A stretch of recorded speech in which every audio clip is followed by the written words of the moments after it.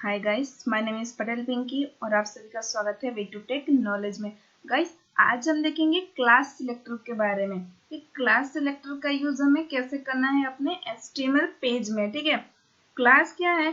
Class हम हर जगह use कर लेंगे, ठीक है, कोई भी टैग में यूज कर रहे हैं, पर जो क्लास में हमने CSS का यूज किया होगा, प्रॉपर्टी दी होगी जो, वही कॉल हो गया सारे के साथ। जितने में आपने क्लास दिया होगा वही सेम नेम, वो सारे में एक ही कॉल होगा। ठीक है, तो आप क्लास का यूज कर सकते हो अलग अलग टैग में, ठीक है, बट कॉल तो सारे एक ही प्रॉपर्टी होने वाले हैं। तो आप अलग अलग क्लास का भी यूज कर सकते हो और सेम क्लास का भी यूज कर सकते हो, बट एक ही वेब पेज में। अगर एक ही पेज में अगर आपको दूसरे में यूज करना है तो कर सकते हो, बट आपको क्लास सेम रखना पड़ेगा। बट अगर आपको सेम प्रॉपर्टी यूज कराने, मतलब कलर रेड रखना है, फॉन्ट साइज 60 रखना है वो टैग का, तो आप उसका यूज कर सकते हैं। मतलब मान लो आपने हेडिंग टैग लिया है और हेडिंग टैग में आपको सेम कलर यूज करना है और सेम प्रॉपर्टी यूज करना है, तो आप एक क्लास बनाइए और क्लास के अंदर ही सारे प्रॉपर्टी लिख दो ताकि वो सारे वेब पेज में वो कॉल हो जाए। मतलब आप कोई भी प्रोजेक्ट बना रहे हो तब आप इसका यूज कर सकते हो। ठीक है, तो चले देखते हैं क्लास सिलेक्टर के बारे में। क्लास सिलेक्टर को हम स्टाइल क्लास भी बोलते हैं। ठीक है, तो आप इसका भी यूज कर सकते हैं। अब अगर आप कहीं भी सर्च करो आपको नहीं मिल रहा है स्टाइल क्लास क्या है, तो यहाँ पे देखिए कि आप जो क्लास सिलेक्टर है उसे ही स्टाइल क्लास कहते हैं। ठीक है, the class selector select HTML element with a specific class attribute. मतलब कोई भी सिलेक्टर ले रहे हो HTML में तो आप स्पेसिफिक रखें। मतलब आपने लिखा है वे टू टेक लिखा है तो वही का वही लिखना है आपको। ठीक है, और अलग अलग एलिमेंट लिखना चाहते हो, अलग अलग एट्रीब्यूट CSS को जो भी प्रॉपर्टी डालना चाहते हो वो आप डाल सकते हो। ठीक है, to select element with a specific class write a dot character followed by the class name। वो जो डॉट कैरेक्टर आता है, मतलब ये जो डॉट कैरेक्टर है उसी से आपको क्लास एग्जीक्यूट करना है, उसके बाद ही आप क्लास के अंदर प्रॉपर्टी लिख सकते हो। Class selector are used where you want to apply style either on some of tag और across the several tag without repeating the style rule in a HTML document.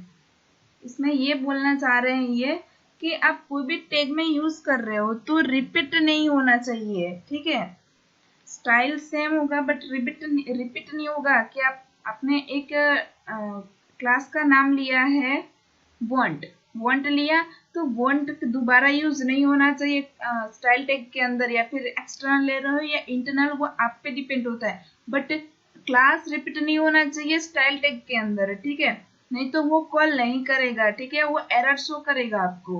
Okay, या फिर वो जो भी क्लास आप प्रॉपर्टी डाल के कर रहे हो वो भी नहीं होगा शो। ठीक है, using this method creating style, you can create style in the form of style classes in an external style sheet or as an internal style sheet। ठीक है, तो जो भी आप स्टाइल उसमें क्रिएट कर रहे हो वो आप इंटरनल में भी कर सकते हो और एक्सटर्नल में भी कर सकते हो। तो आईडी क्या होता है? आईडी आप किसी में भी दे सकते हो, आईडी भी सेम ही है, आईडी भी आप यूज कर सकते हो, क्लास भी दे सकते हो। पर क्लास सिलेक्टर क्या बोलते हैं, ये लो मुझे यूज करो। ठीक है, जितनी बार आपको यूज करना है करो, लो ये मैं क्लास हूँ मेरा यूज करो। ठीक है, वो ऐसा क्लास बोलता है। मतलब आपने एक क्लास बना लिया वे टू टेक, तो आप अलग अलग पेज में उस क्लास को दे सकते हो, या फिर अलग अलग वेब पेज में HTML के वेब पेज में भी उसका यूज कर सकते हो। ठीक है, वो क्लास खुद ही बोल रहा है कि मुझे यूज करो, बट एक कंडीशन है कि जो भी मेरे अंदर CSS यूज किए गए वही यूज करो। वो टर्म्स एंड कंडीशन दे देता है अपने एम्प्लॉयज को कि यही यूज करो। ठीक है, तो ये क्लास का मीनिंग है। ठीक है, तो आप इस तरीके से यूज कर सकते हो। देन आता है types of class. Style class क्या है? क्लास सिलेक्टर भी उसे बोलते हैं। तो उसके दो टाइप्स है, universal style classes and element specific style classes. तो इसके दो टाइप्स है, इसके बारे में डिटेल में हम पढ़ेंगे इसके नेक्स्ट ट्यूटोरियल में। ठीक है, तो थोड़ा सा आगे बढ़ते हैं, इसका रूल्स देख लेते हैं। ये भी क्लास जो इसके रूल्स हैं वो सेम एज आईडी सिलेक्टर में भी है वही। ठीक है, बट खाली वहाँ पे क्लास नेम भी सेम ही यूज होता है, क्लास और आईडी भी सेम ही यूज होता है। मस्ट बिंग with a letter A to Z and small a to Z। Okay, तो कोई भी लिखिए, कैपिटल लिखिए, स्मॉल, दोनों सेम ही है, आप फिर कैपिटल स्मॉल से स्टार्ट कर सकते हो। अ class name can not start with a number, number से स्टार्ट नहीं करना है आपको, ठीक है। Must not contain any space character, मतलब आपने लिखा है न्यू दिल्ली, तो न्यू दिल्ली के बीच में जो स्पेस आती है वो आपको स्पेस नहीं रखना है, ठीक है। वहां पे कुछ भी आप लिख सकते हो, लाइक अंडरस्कोर डाल सकते हो, हाइफेंस डाल सकते हो, ठीक है। Can be follow by letter, digit, hyphens and underscore, आप इसमें से कोई भी यूज कर सकते हो। In HTML value are case insensitive, ठीक है। तो चलिए थोड़ा सा आगे बढ़ते हैं और एक एग्जांपल देख लेते हैं कैसे ये होता है, ठीक है। तो ये HTML टैग के अंदर लिखना है, हेडिंग टैग के अंदर, स्टाइल टैग के अंदर आपको सारे CSS लिखने हैं। तो ये डॉट से स्टार्ट होता है, ठीक है। तो यहाँ पे मैंने वे टू टैग, ये क्लास मैंने यहाँ पे दिया है वे टू टैग, और इसी क्लास को मैं स्टाइल टैग के अंदर कॉल करा रही हूँ, ठीक है। तो कॉल कराने के बाद इधर मैंने इसके अंदर प्रॉपर्टी लिखी है कलर, कलर दिया है मैंने रेड, और उसका फॉन्ट साइज 60 पिक्सल रखा है, ठीक है। तो ये क्लास हम कॉल करा सकते हैं, ये क्लास में चाहूँ तो ये तीनों में क्लास देके और इसमें कॉल करा सकती हूँ, ठीक है। तो जितने भी मैंने यहाँ पे कॉल कराऊंगी तो सारे पी टैग का कलर आ जाएगा रेड और फॉन्ट साइज आ जाएगा 60 पिक्सल। क्लास तो ये बोलता ही है क्या, लो ये मुझे यूज करो, मैं आपको ये सर्विस प्रोवाइड करूंगा, ठीक है। तो इस तरीके से हम क्लास का यूज कर सकते हैं। ज्यादा अच्छी तरह से जानने के लिए हम एक प्रैक्टिकल करके देखते हैं। तो चलिए हम चलते हैं अपने टेक्स्ट एडिटर पे। तो चलिए हम आ गए अपने टेक्स्ट एडिटर पे, और मैंने वही कोड पेस्ट किया है जो मैंने अभी आपको बताया था, ठीक है। तो ये HTML टैग के अंदर मैंने ले लिया, हेडिंग सेक्शन के अंदर स्टाइल टैग, और सेम कोड वही लिखा है मैंने। तो खाली हम इसको एक बार रन करके देखते हैं कि ये कैसा शो हो रहा है हमें, ठीक है। ये ब्राउजर पे मैंने पेस्ट किया और देख रहे हैं कैसा शो हो रहा है हमारा। ये हेलो वर्ड है क्योंकि हमने यहाँ पे उसका फॉन्ट साइज है वो 60 पिक्सल रखा है और कलर है वो रेड रखा है। अब मैं यहाँ पे ब्लू करूँ तो भी ये कॉल होगा क्योंकि हमने इसमें क्लास का यूज किया है, ठीक है। ये देखिए ब्लू आ गया, तो ये कॉल हो रहा है।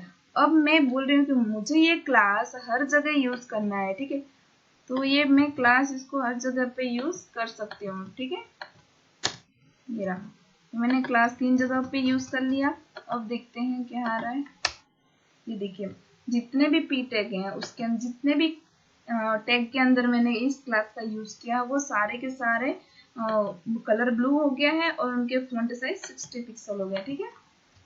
अब ये इंटरनल था गाइस, ठीक है। अब हम इसको एक्सटर्नल में यूज करके देखते हैं कि ये कॉल हो रहा है या नहीं, ठीक है। तो इस कोड को मैं कॉपी करूंगी, यहाँ पे पेस्ट किया मैंने। अब देखते हैं क्या हो रहा है। फर्स्ट ऑफ ऑल मुझे इसे तो